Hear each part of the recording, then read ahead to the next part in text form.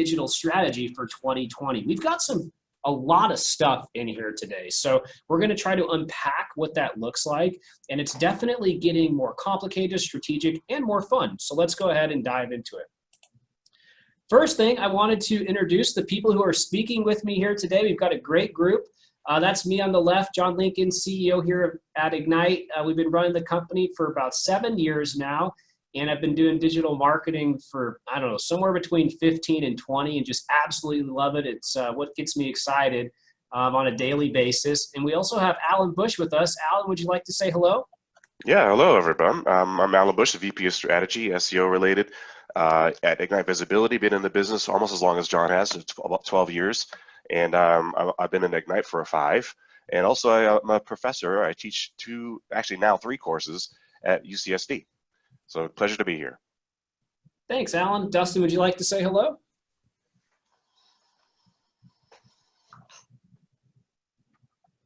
And you may be on mute.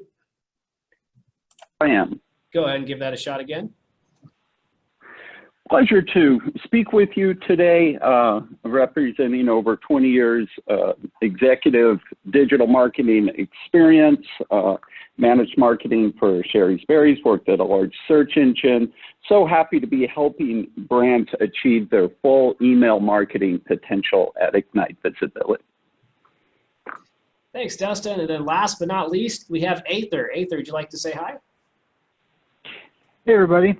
I'm Aether. I've been with Ignite Visibility since the very early days in 2013 and have seen all shapes and sizes of clients, servicing clients from $5,000 in monthly spend to many millions in monthly dollars in ad spend across multiple different platforms, from YouTube to programmatic display to paid search.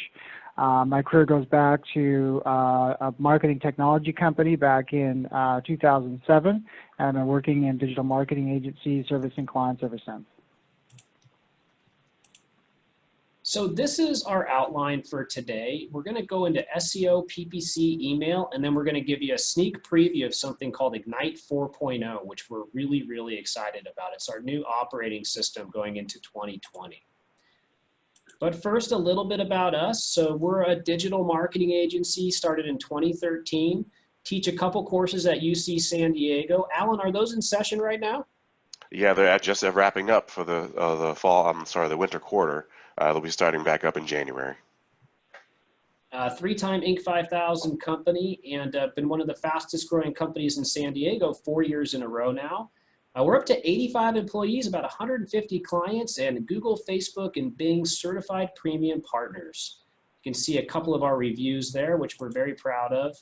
And I think, what's going on nowadays is we're really seeing this top of funnel to bottom funnel approach to marketing. And that's one thing that we're really going to dive into throughout this webinar. So how do we get exposure, nurture people down, and then get them into a sequence where they get further and further down into the funnel and then remain a customer. So we're going to talk a lot about that today. And this is producing amazing results across the board. So this is a really exciting system. This system and these series of systems integrated together are going to show how we've been able to get amazing results like you're seeing in front of you today, 215% increase in total revenue, and so on and so forth. But it really all comes down to a top level executive summary, looking at paid media marketing, programmatic, email marketing, earned media, and having all of those things work together. And so what you're looking at here is an example executive summary that we're going to dive further into that shows how all of these things can be integrated, and we can use this to create the perfect digital marketing strategy. So I'm going to unpack this a little bit more as we get into each of the individual sections. Now, I wanted to mention quickly, this webinar is really meant for the CMO, the marketing manager, the business owner, or really the general digital strategist, somebody who's really working with top-level marketing from a top-level strategic perspective, and they want to know all the different sources of mediums and where to put their marketing dollars. So first, we're going to dive into earned media, and for that, we have Alan. Alan, go ahead and walk us through what does a month one kind of timeline look like? Yeah, so this is a strategic timeline for the next 3 months. And the month one is really starting with your site structure build up, making sure that we are honing in on your terms that we can really get those quick wins on. We're going to start by building up and not out, so we'll focus on your main pages that we want to really help grow. We'll also familiarize ourselves with your brand and your guidelines, and make sure we have all our writers in place that are really honing in on your market, on your products, and on your services. Go through brainstorming topics to really get a good level of keyword research done for your content and understand the language on your website. We're going to also work with the development team and make sure that everything is running from that perspective. The whole point of that whole thing is to really triangulate on what is really the most important and where we can get the most quick wins for your business. So then month two, we start, again, continue this process, but then we're fleshing out the digital PR sections, making sure we get all our content deliverables in there, roll out the changes and testing your server, a few website segments that is test. Digital PR is going to be a really important part of this whole thing, and I want to kind of really circle this idea of making sure that we have the right language, because you're going to see in the next slides that language is becoming the most important part of your SEO value. And that's been a big shift. So going into a framework of what's the problem and how do we solve that with all of our content, not only in SEO, but also cross-channel. So that's something that's really kind of a big shift. So what happens as we kind of get into month three? And then after that, we're going to dive into some of the specific things that have changed in the last year. Yeah. So basically in month three, we already set the foundation. Now we're going to flesh things out. Really go into the full rollout of the dynamic templating, and you should start seeing your traffic improvements. We'll continue with the digital PR, link building strategies, outreach, and then CRO recommendations that we've made in the early stages, and then assembling a 3-month report. So we want to actually go through the thought leadership, assembling a 3-month report, and plan for the next 3 months. Just present your findings, say, hey, here's what happened in these past 3 months. Here's where we're going to go with that. SEO is a long played game, but the first 3 months are going to be hypercritical to really hone in on that language and hone in on the ideology behind what we're trying to do here, so we can set the precedence for the next 3 months. So that's what a 3-month plan looks like, and incredibly busy. And I think, it's important to get that technical foundation in place, adding additional optimization on a weekly basis with new pages, refreshing content. But there's been a lot of changes that have happened over the last year. So let's take a step back and get out of the details. And let's talk a little bit about what were our predictions last year, Alan, when it came to SEO.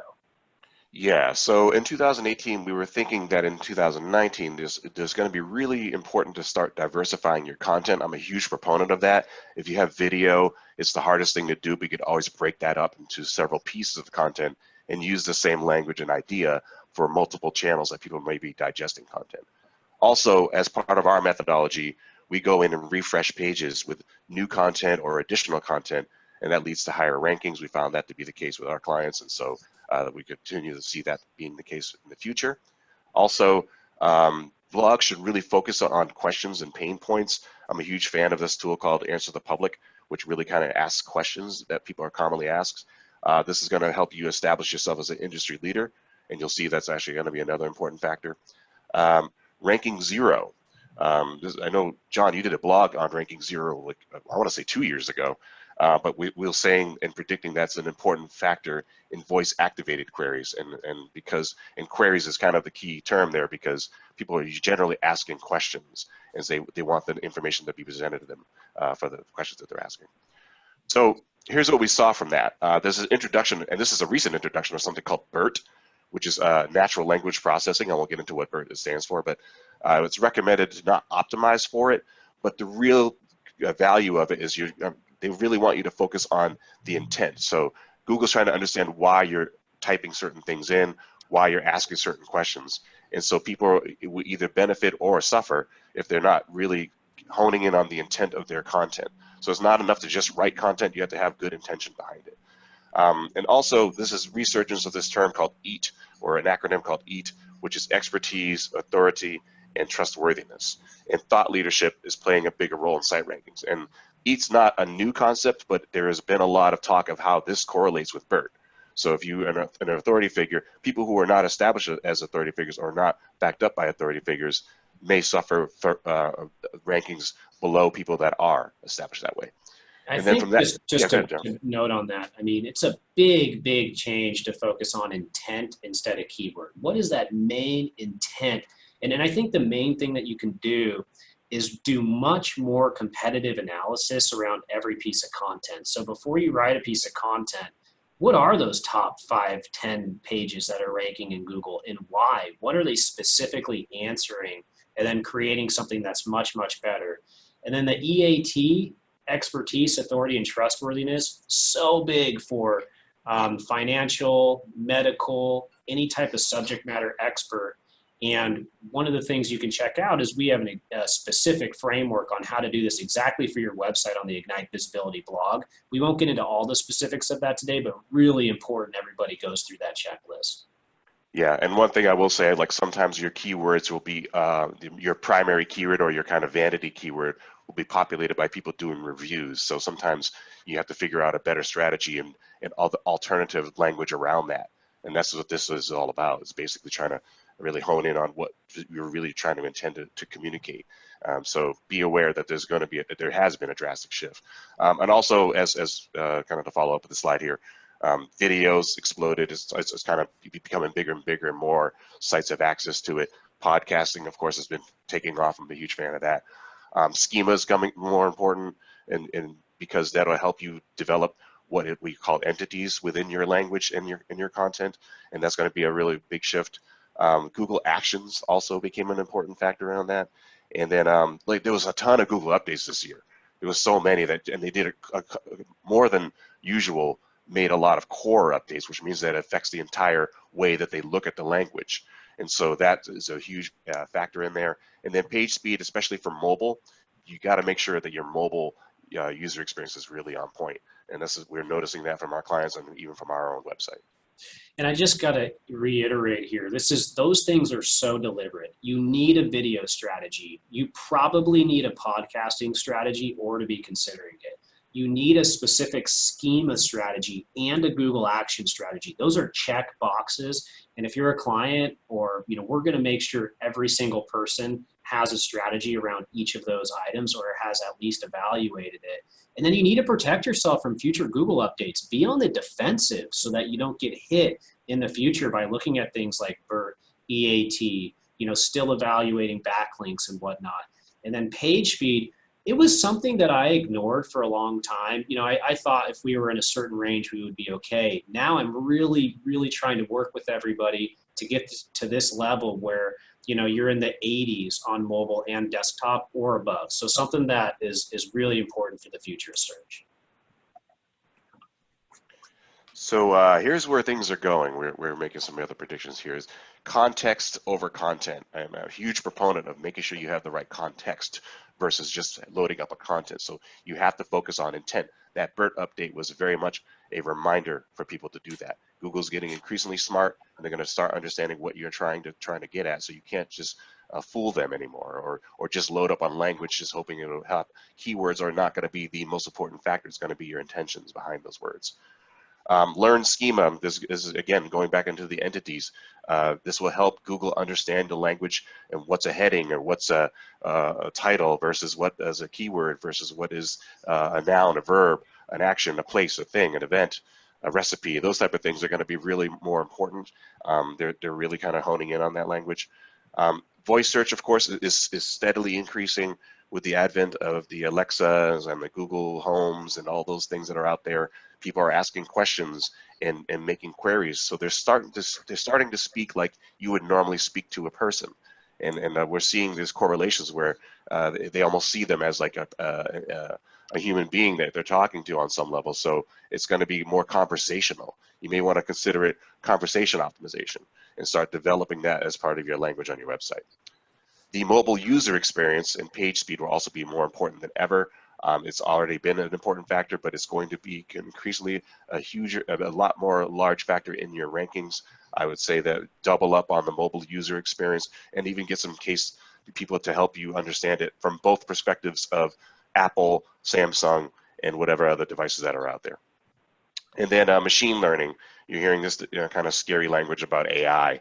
and people that are like a Terminator's coming. But in the meantime, they're trying to learn how you think and what you think about, so they can better serve content, so they can better serve ads, so they can better understand what you're really trying to get at. So make sure you're doing your research there, and really speak to your language that you really want to speak to your consumers. I would actually recommend, and I do this in my class, is I crowdsource and I ask them, hey, what do you think of when you think of this product? And then they'll give me a list of words that sometimes you don't even think about. So it's really good to kind of talk to your consumers and draw them in, and then you'll be able to create that language that will be understood by the public, and not just your tech speak from the people that are within your company. I would also add to that, Google now has this buy button where you can buy directly from Google. They've got booking buttons where you can book things directly through Google. We're going to see closer and closer integration with the Google search engine, and then also with the Google Assistant. And that comes down to schema, that comes down to Google Actions, and that comes down to custom integrations. And it also comes down to working with Google properties, just like Google My Business.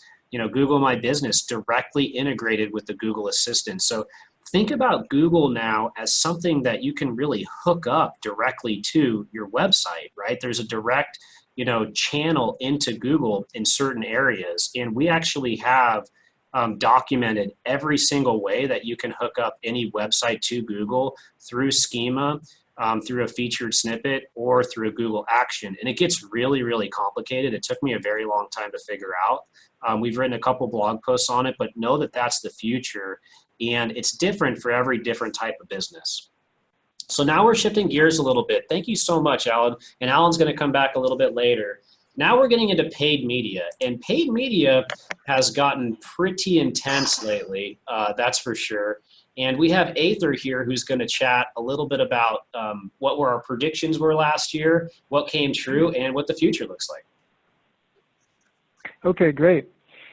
Yeah, so last year we talked about these four kind of high-level topics as being very important to keep an eye out and make sure you're leveraging in 2019. So just to recap those, the first topic was make sure that you're leveraging machine learning and automation. Some of the specific items that we talked about are smart display. That's a Google product. Smart shopping. That's a Google product. Responsive search ads, and bidding automation. And all of those have been very important for our clients, and we've seen generally good results for all of them. And all of them, we, to a degree, release some control to the automation.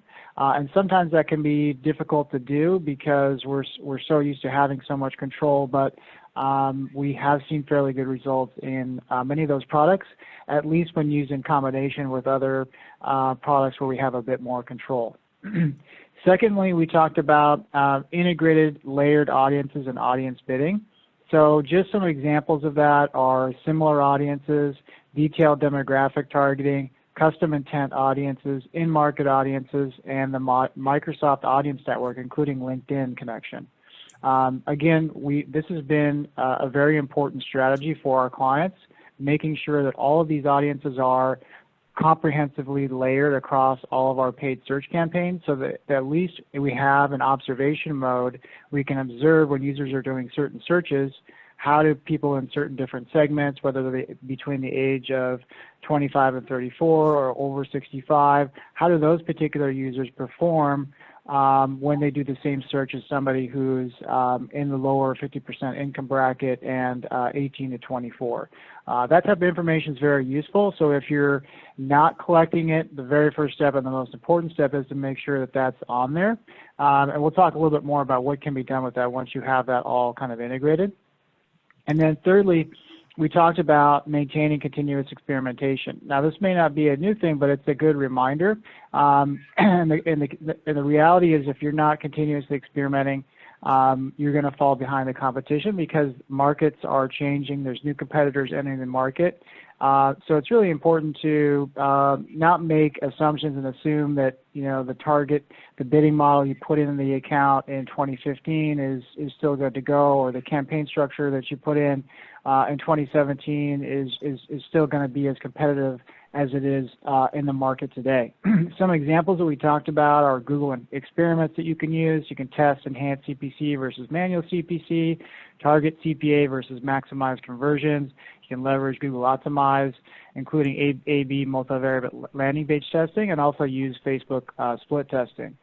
So again, this is an important theme. We'll talk a little bit more of that on the next slide.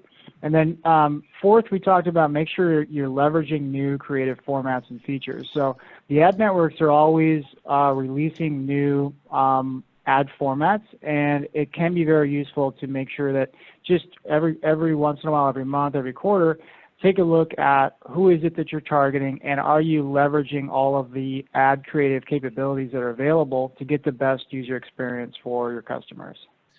One thing I would add to this, it all starts with a goal and then a persona. But one of the things that I love is you can build the exact persona with the exact audience features that you need for item number 2 right there, right, for your targeting, based off of Google Analytics, based off of historical analytic data throughout all the different types of accounts that you have. So we have a really amazing service that allows us to collect all of that together, use that to build a persona, and then as a result of that, use that to drive our audience strategy cross-channel, right? Cross all of these different audiences that are out there online. So it's about targeting them correctly to get the biggest return.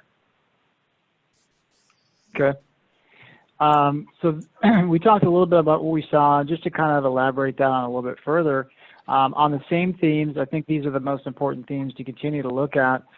With machine learning and automation, a big thing that we saw is that we couldn't necessarily always rely on account structures and media buy structures that were built for a different ad system. For example, the Facebook ad platform and the Google ad platform in 2019 and 2020 is dramatically different than it was in 2017 and 2018. So we find often that the clients or companies who've been managing their campaigns for many years have this kind of hesitancy about restructuring the account.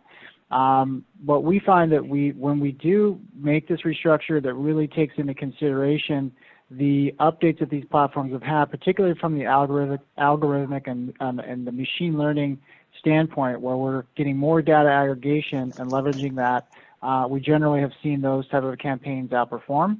And we do have a little bit more detail on how we can kind of make that shift from an old campaign structure to a new campaign structure that's perhaps a little bit less segmented, that will leverage that machine learning a little bit better.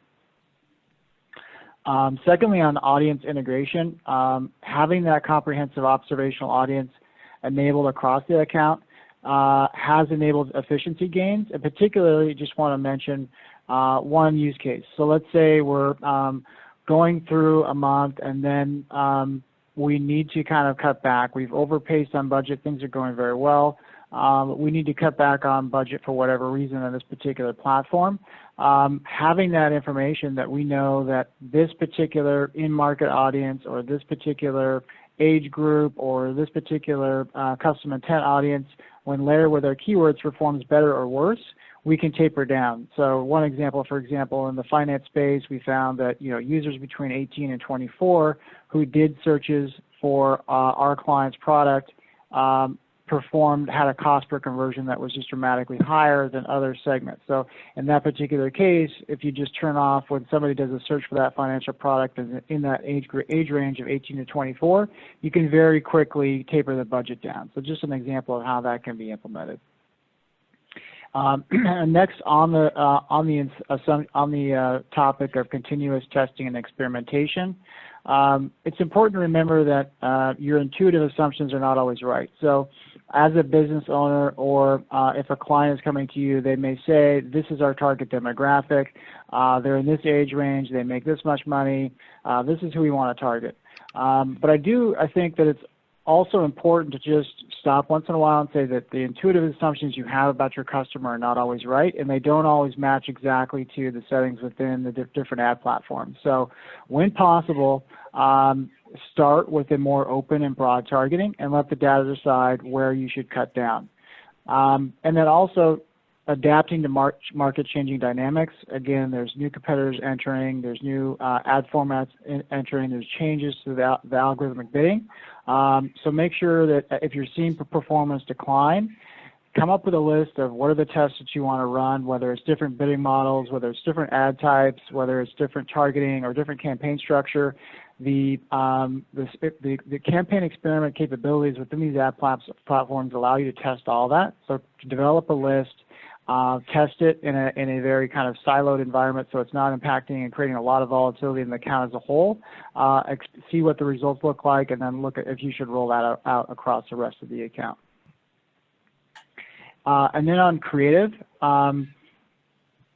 one thing I wanted to mention here is, let the user experience guide your creative strategy. It's fairly broad, but I think you have to ask some questions and think about, let's say, for example, if you're a company that services businesses locally, are your ads speaking to them with geographic information in them? If you're a retailer and you're having a sale, are you taking advantage of capabilities that do an ad countdown? So one of the features that we've been seeing with a lot of success recently is the ad customizer for paid search. So this gives you the ability to insert geographic information into your ad to make it more relevant to users depending on where they are. Or, for example, is your ad customized to users who are on a mobile device versus a desktop? With that, you can use the if-then statements. If the user is on a mobile device, then serve them the mobile-specific ad to increase the relevancy in the click-through. And if you're having a Black Friday sale, you can insert, every day that the day goes up before that sale occurs, you can count down from 5, 4, 3, and that will automatically update your ad. So those are some things to think about and question, am I taking advantage of all these features that are out there to get the best experience to my users? I would also add, the advertisements, they really need to be platform dependent. So the exact site that you're on, they need to be audience dependent as well. So the exact, audience that you're going after, and you just can't use the same ads that you would on TV or just on YouTube, across Facebook and Google and display. It's all different. So we're kind of coming into this time where the type of advertisement is really important, and it has to be very, very specific to the exact user. And it's a challenge to set it up upper funnel to lower funnel across all the different platforms for the exact ad format that you need. But when you do it right, it's got a huge, huge impact. And then taking that a step further, what landing page are you matching to each advertisement cross-platform? Are you just using one landing page? Are you just pushing them to the home page? I mean, think about it. It's a much different environment from Google Ads to somebody scrolling through a Facebook feed to somebody in an Instagram story to somebody watching a YouTube video. So, it's become this amazingly complex and really, really fun challenge to be able to chop up all these different ad formats and then have them match the target user at the right time. And we're seeing lots of different stuff across platforms, different cost per acquisitions, different ways to think about the advertisements as well. And we'll get into that a little bit later on.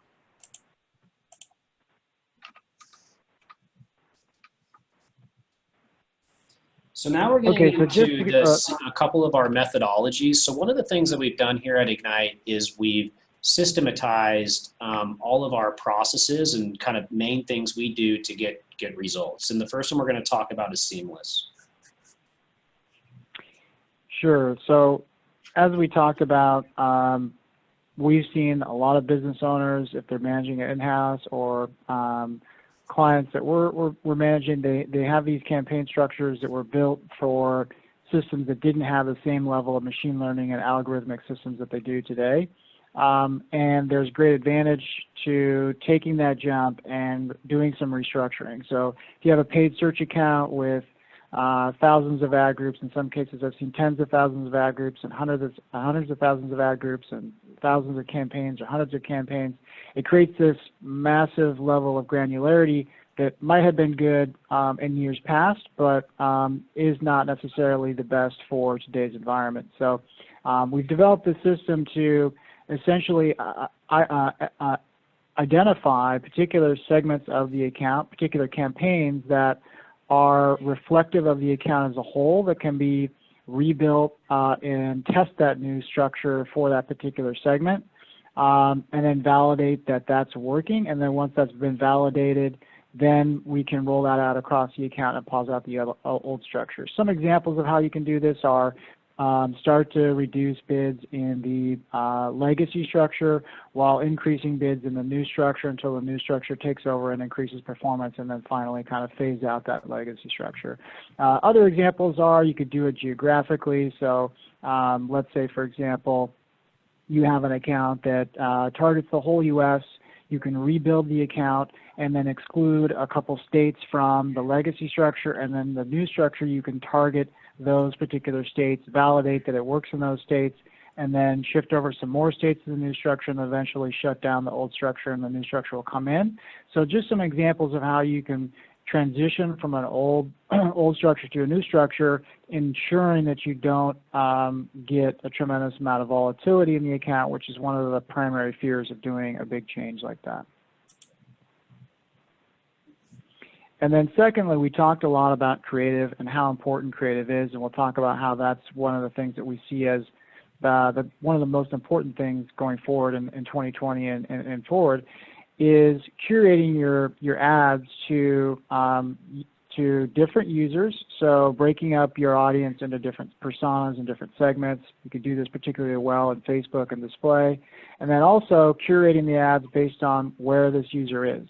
You can't expect to serve an ad with a sale or expect an ad, just sell your product immediately with an ad to a user who've never heard of you before. You've got to tell a story. You've got to and get the user engaged to a level so that you can continue the conversation with them, and then continue to tell a story after they've seen your ad the first time, after they've been to the website a second time, and make sure you're tracking that and measuring that. You know that user's seen this ad. Okay, now you're going to serve them an ad that's a little bit more engaging and getting closer to the sale. And this is what the ad curator system that we developed works on.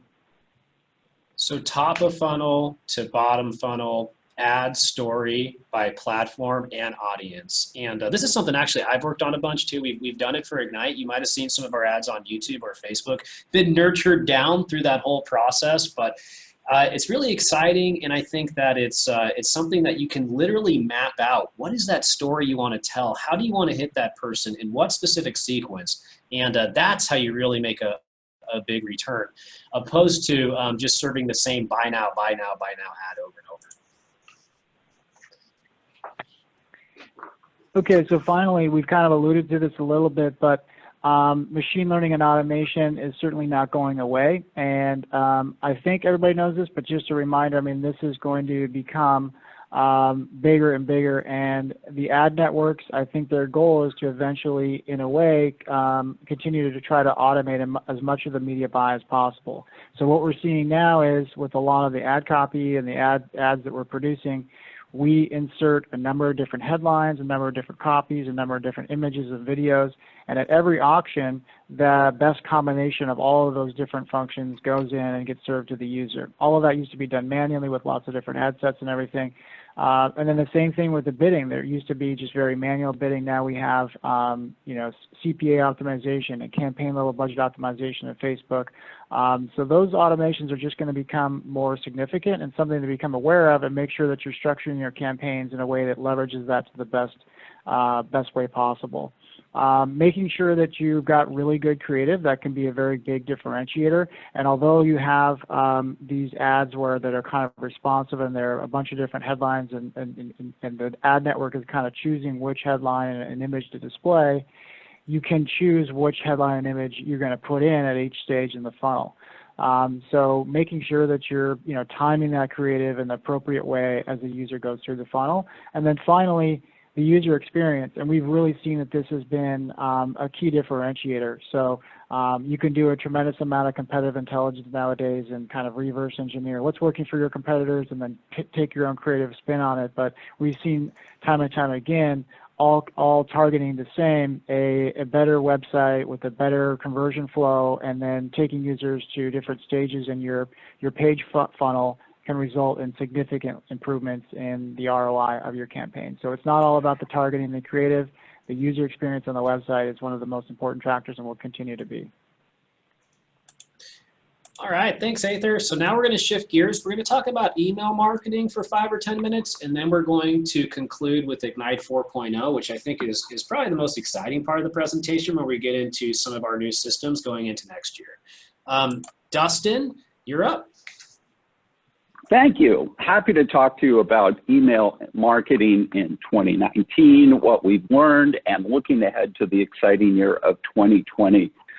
This year, I think one of most important metrics that we look for to understand that where a business is in the adoption of this profitable retention process of email is looking at the revenue channel contribution from email, and then looking across the spectrum to see, you know, where are visitors coming and beginning an engagement, and how can we leverage other tools to maximize that? Because we're seeing a trend where we're planning the engagement of a prospect for 90 days now. I mean, it used to be, oh, send 3 abandoned cart emails and you're done. Now this is going on for 90 days across multiple channels. And at scale, you know, we're seeing clients exceed this 25% contribution from email. But I think what makes Ignite special are these methodologies that we have that systematizes the adoption of these best practices that moves the needle for where you are in the cycle. And, you know, to help unpack this 25%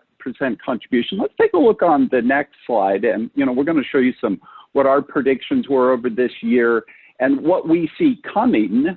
And, you know, we're going to talk about this, you know, to get that 25%, these are the pillars of email that will get there. And we're seeing so many exciting developments here, you know, advanced opt-in, personalized optimizations. There's a great way to learn from, you know, engaging with your customers and making it better, and, you know, on mobile devices, which are so ever present. Let's take a look next. You know, I think we predicted the industry standard here for opt-in rates from page exits. You know, it's 3%. You know, instead of people just leaving your site, if you show a goodbye message and invite them to continue that relationship with you, you can expect to get about a 3% opt-in rate. But, you know, by testing this, we've shown that you can get over 5%. You know, over this last year, I have clients to get over 15% opt-in at exit. And, you know, it's helping them grow their email lists at, you know, incredible paces. You know, having just a footer static opt-in, you know, very low opt-in rates, but you have something that's engaging and you're testing your messaging, you know, that's how people are unlocking significant growth through email. Let's take a look next. I just want one of the a trends quick note on this Go one. ahead. I really love this. So you can right now turn on a pop-up. So when somebody's going to close out your website, to hit that X and to leave, you can have a pop-up fire right as they're about to close out that says, hey, did you have any questions? You know, call us now. Or would you like to, you know, subscribe for a coupon? You know, enter your information. We have seen for that call option about a 14% increase in conversions across the board for most clients that we've implemented that on. Super, super powerful way just to get more conversions right off the bat. And then on the email side, Dustin's numbers here are very, very accurate. I think a lot of people are afraid of pop-ups, but there's nothing wrong with it if you do it in a responsible way. So if you can always do the nice little nudge one from the bottom, or you can have a very non-invasive one that shows just as people are leaving, but don't be afraid of them. They get results right away. In fact, if we ever want to increase leads even on Ignite, you know, we do certain things with pop-ups just to make it show, so a couple more come up that are a little bit more action oriented. We don't even have them running right now because it's not necessary, but really, really powerful this, as well as push notifications, which we're going to get into a little bit later. Great, good stuff. Traveling the front lines of integrated digital marketing, where we get the handoff from all these other channels and we turn it into a lead where you're going to get an amazing lifetime value.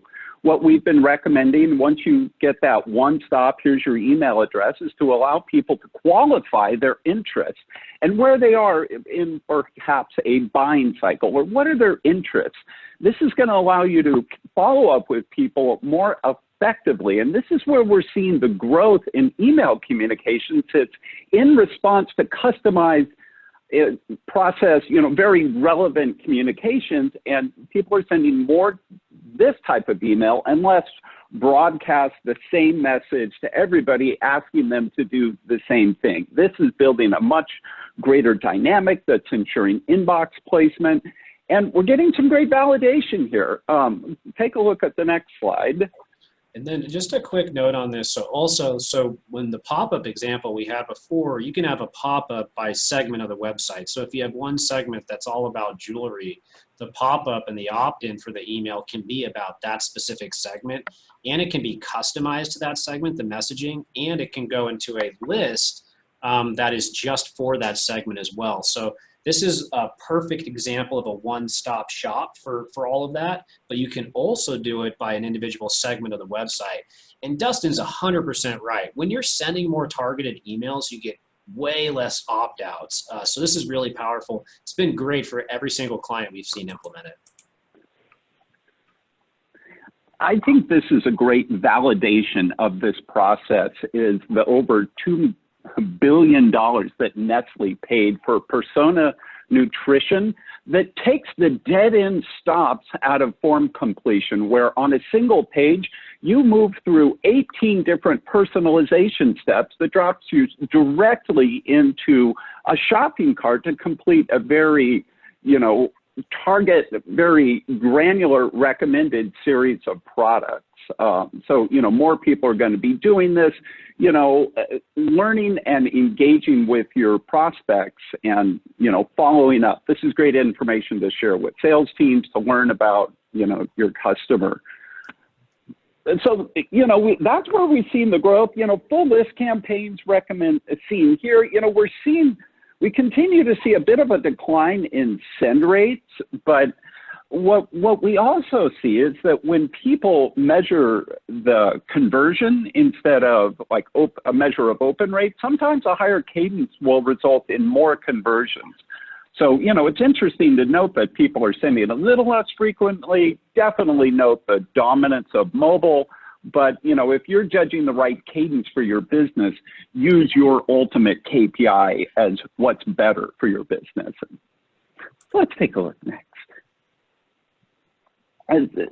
Hugely important, and just a huge opportunity in the mobile space, as few people have really adopted still to, responsive emails. It's just a huge opportunity to take, a new segment that's not being served and, grow the top line economy rather than just shifting opportunity from one place to another. We have one of our methodologies that illustrate this coming up next. Seen here, we use this diagnosis for somebody who has a little bit below industry average click-through rate, and we're going to interject not just the responsiveness, but making good use of this primary viewport to drive response. The number of clickable elements above the fold are numerous. And, very often we're interjecting a phone number response in addition to, a direct response button. But this is a great treatment if you're not getting the click-through rates that you would expect for your industry. We'd be happy to help interject this. And the laboratory for email continues. Copy is so important across channels. And here is a workbench to understand when copy is effective and to prove your hypotheses are correct about how you should engage customers and how you can get them to respond the most. I mean, in paid search, copy can lower your advertising costs.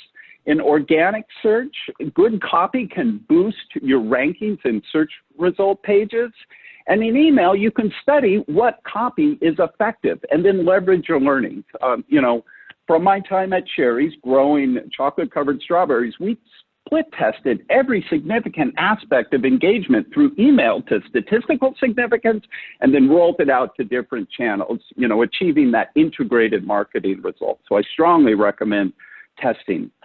Seeing here some of our case quick case results from email testing, testing offers and copy and from names and email templates are your passport to continued growth year over year.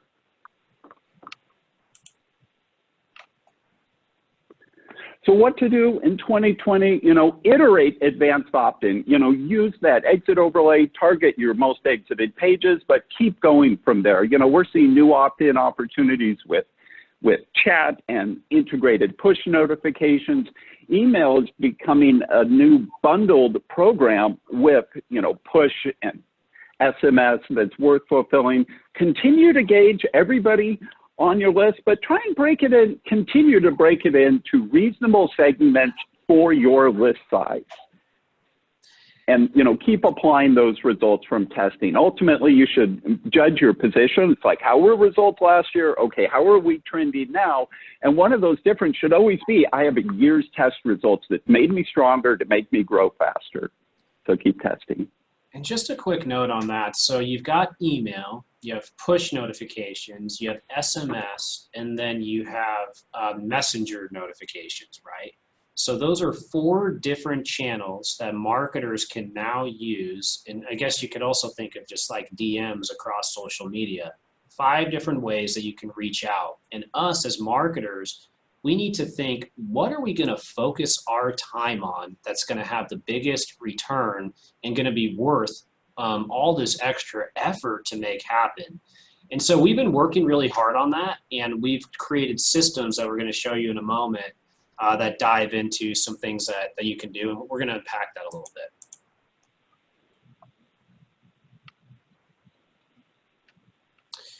So in our last slide here, we go over email essential KPIs. Dustin, did you want to touch on this?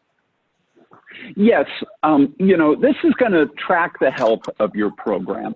Looking at your open rate, your click-through rate, bounce rate, unsubscribe rate, complaint rates. This is paying attention to this is going to help you, reveal trends. It helps us identify what area of the process do we need to focus on based off the greater opportunity.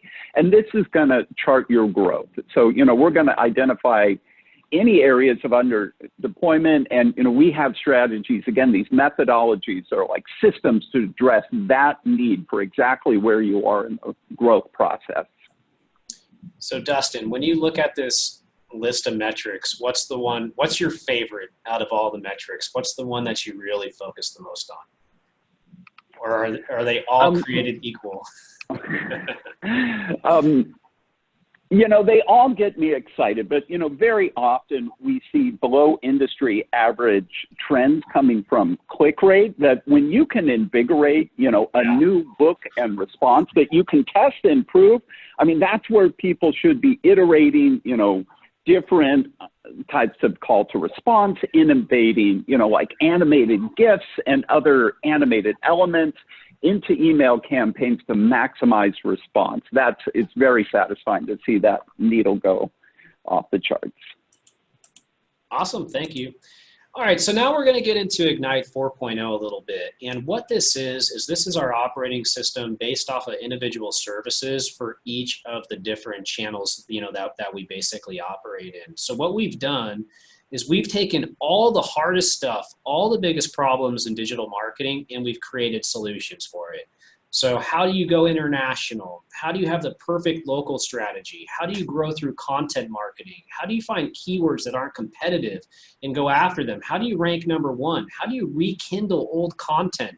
How do you make sure your website's 100% technically correct? How do you multiply the number of keywords that you rank for? How do you do a perfect website transfer? How do you fix a website that's gone down and needs to be recovered?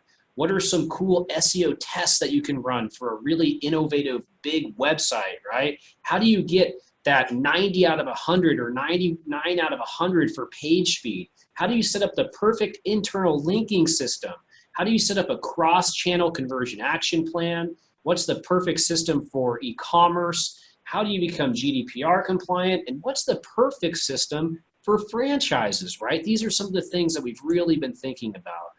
And then also, how do you increase click-through rates? How do you rank in this new zero-click world that's coming out for Google? How do you directly integrate with Google and plug into their backend so that you're working specifically with them through your website, right? And how do you make sure you're EAT ready, right? Expertise, authority, and trustworthiness. All of those things we've created specific responses for. On the social media side, how do you do industry studies? How do you increase engagement? How do you increase PR mentions? How do you build a system to become an industry influencer cross-network, but then also on YouTube through our specific YouTube Star program? And a lot of this stuff, everybody, it comes throughout the entire company. We have so many smart people here. And then I get involved too because I just love this stuff. And it's things that have worked for us, things that have worked for clients, and it's an aggregation of all the best digital strategies out there online. Really, really exciting. On the social media side and paid side, we have individual methodologies. On the paid side, we have the Seamless, the Traffic Sculptor, the Lead Gen Architect, our Ad Curator system, Goal Tracker, our Retargeter Pro, and our Conversion Integrator program as well. And so we are basically coming in with specific ways to do digital strategy that gets the best results out there. So I'm going to talk about a couple of them now. We're not going to go through all of those because we've created so many, but one of the ones that gets me really excited is this idea of a 360 campaign. So a 360 campaign is a creative-driven, omni-channel marketing campaign that's for enterprise or sites that can really touch all of those different channels with KPIs tied specifically to it. Take a second and look at this list, everybody. I feel like it's really, really important. Just read through it, digest it. These are all the things you really could be doing in buckets online for digital marketing if you want to run, these type of national campaigns that large businesses are doing out there, okay?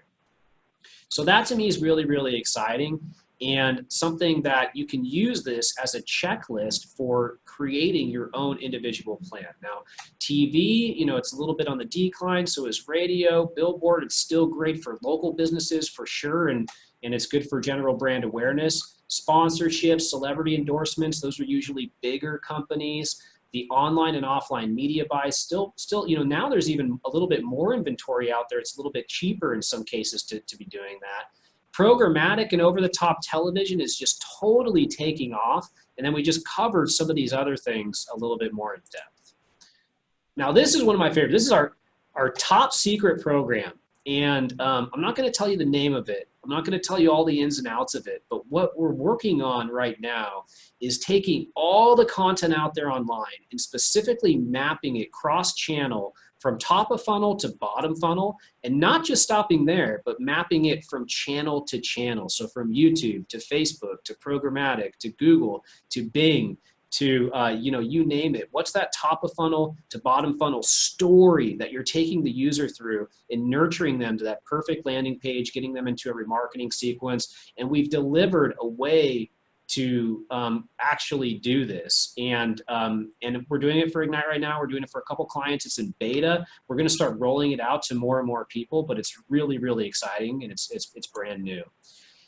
Also, another thing that's kind of new that we just completed or actually revised is something called our customer journey map. And what this does is this is a look at the website, but how does the traffic come in from online specifically hit the top landing pages on the website, as well as the individual segments of the website from each source and medium online, and what does that conversion rate look like, and how can we go through each of the individual conversion rates on each of the individual landing pages by traffic source, and then look at the top performers and the poor performers and use that as a roadmap to refine our conversion rate optimization.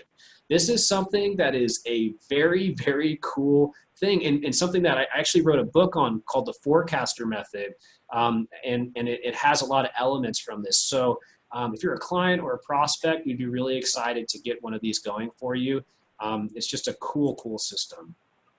Now we're getting into push notifications. And for me, because traffic is harder to get, I really feel like every website should now have an integrated strategy between push notifications and a strategy between email marketing.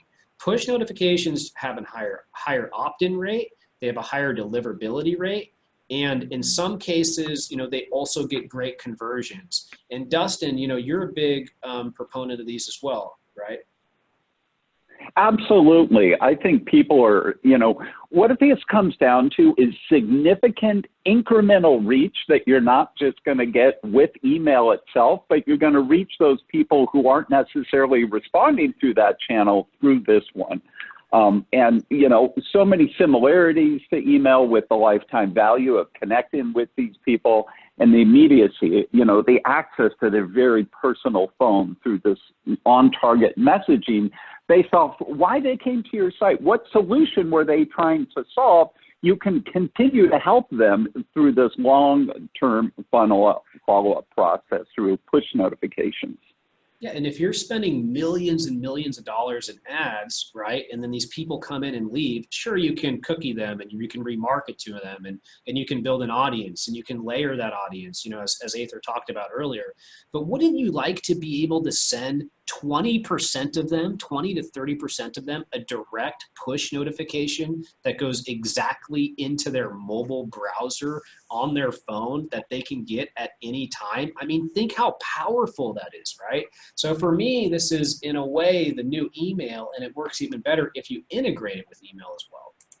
Now, the next thing we have here is chatbots, and this is a huge conversation, chatbots, because there's ManyChat, and that works on your website, and there's all these different kind of options out there that you can use. So what we've done is we've evaluated all of them, and we've created a system for using all the best ones and know the right times to use the right ones. But it goes even further than that in some cases, because chatbots, they get integrated with your paid media as well.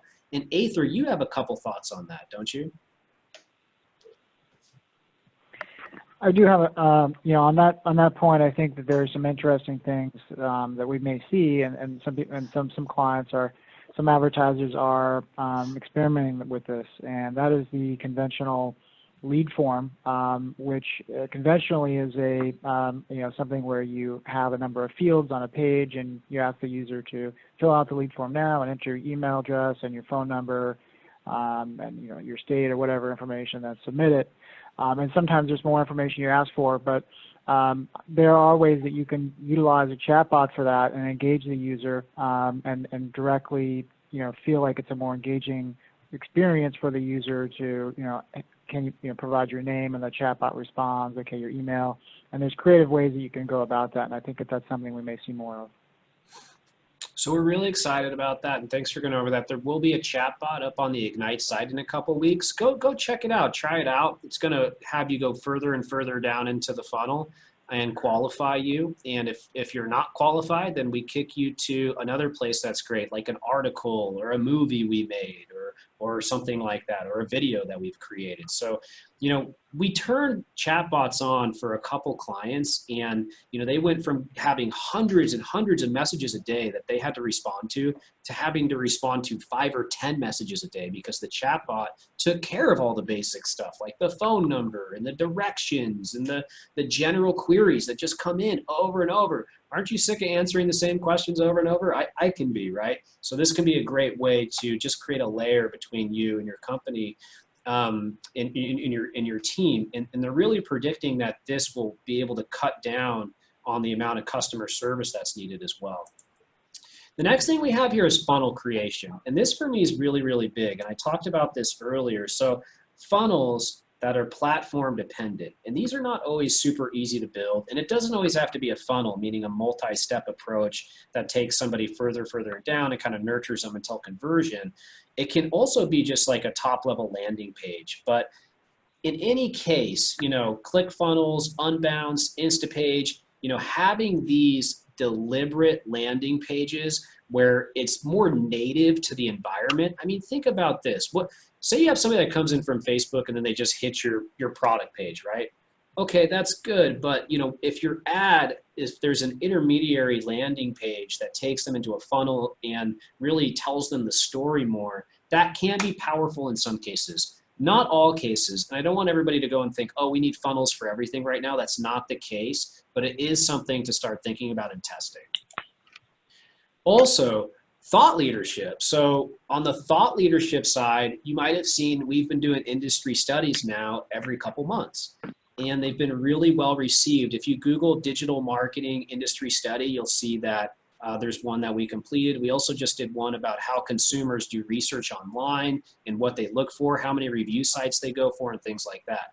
But think if you could do that for your own business on a quarterly basis. I really believe in this. Every single time we've done it, we've got picked up by all the biggest publications in our industry. It allows us to manufacture press, get tons of links. It's really, really powerful.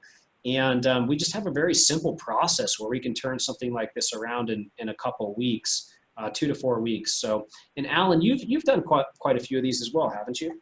Yeah, a lot of great success in that. It goes right, excuse me, goes right back into your EAT methodology, right? Making sure that you are a thought leader and showing that you have the expertise and that you're trusted. So it's really important to really get on top of these things. Last couple things, I really want everybody to think about what's their multi-channel approach, but their multi-channel approach also incorporating video. And that's one of the things that you can expect from us. So we've really beefed up our video editing team. We now have 6 different video editors.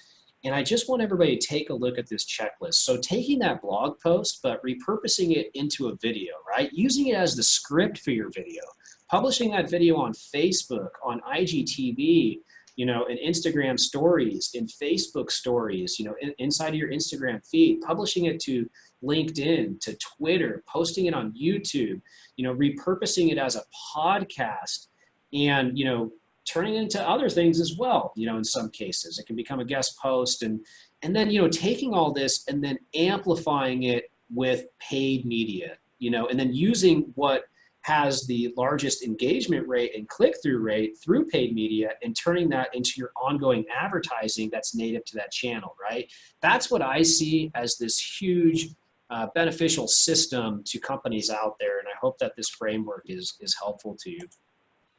And the last thing that we have here today before we take a couple questions, and if anybody does have any questions, now is a great time to go ahead and put them in. I actually see quite a few coming in already, so it's question time and Q&A time. But the last thing we have here is this YouTube Star program. So I've spent the last, oh gosh, 5 or 6 years now just failing at YouTube, basically, completely failing at YouTube, and learning a lot along the way, though. And by failing so many times, we've gotten to a point where it's a huge channel for us now. Huge channel, hundreds and hundreds of thousands of views a month, and drives traffic, and I'm so excited about it, and I want to bring it to clients. I want to bring it to prospects. And so we've got a really great specific system for going about doing it. And it's not just YouTube. YouTube is integrated into Google Discover. YouTube is integrated into your website. You know, YouTube is integrated into Google Home Hub. YouTube is integrated into Google. YouTube is the second biggest search engine in the world, and it's the framework for a huge amount of the web, especially everything around the Google properties. So I really want everybody to be thinking about this. You know, it's really kind of tricky to get the editorial right at the beginning, but once you've got a feel for it, you've got the process for it, it really grows from there. So just a really exciting thing, and this is our YouTube Star program. So that's it for today. I know we went over a lot of stuff and always go a little long here. I'm going to go ahead and ask a couple questions, or answer a couple questions. So first one, Alan, how important are H1s to voice search? And is there anything really important with voice search that that's important for optimization? Yeah, the H1s or the H2s, whatever your main heading is for your template, are going to be the central factor there. So I would include the question, and in some cases I actually would start including answers rather than the question, because Google's going to ultimately go towards that direction. Right now it is still slightly keyword based, so start with if you're doing an FAQ, include that in your title tag and your H1. But then also you would make sure you have the content and something that answers that question within the body of the content. Thanks, Alan. Next one, favorite pop-up tool. Can you talk about that a little bit, Dustin? I'd be happy to. You know, there's a range of great pop-up tools out there. And, you know, I'd say the best one is the best for your business. But out of that, you know, we're impressed with Capacities and Sumo and Unbounce to, you know, reach and engage people at these key moments of the customer journey. So we really like Sumo here. I would, and then for push, we generally like Pushnami, and then Opt-in Monster is really, really good too for pop-ups as well. The next one we had here, do chatbots slow down your website speed? Alan, you want to take that one?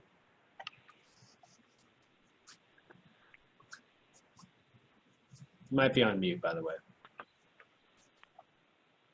I can take it. Everything slows down your website, and this is a huge thing right now, everybody. So in general, page speed, it's a ranking factor. It really helps increase conversions. You need to be really careful what you add to your website.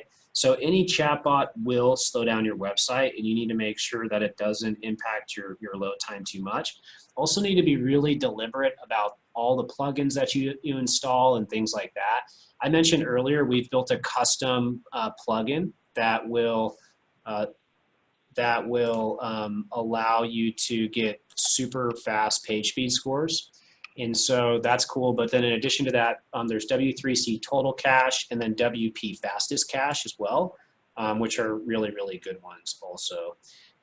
So I'm going to just take one more question here. And by the way, really cool to see everybody stayed on pretty much the whole time here. So thank you so much for investing some time with us today. It was really fun to kind of do this presentation for you, and we put this together pretty fast, but a lot of fun information. Last question, what advice would you have for a student that would like to work in digital marketing? Thanks so much for asking that. You know, what I would say is, you know, in digital marketing, there's so much you can learn online. And if you just want to kind of start learning by watching some good YouTube channels, the Google Webmaster channel, the Google AdWords and Analytics channel, please check out the Ignite Visibility YouTube channel. I work on that a lot.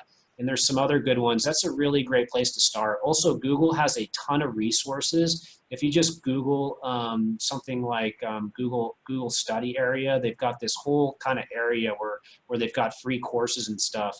And then once you get out of school, or before you get out of school, get a couple internships, and that is going to help you quite a bit along the way, because once you get a little experience, things really skyrocket.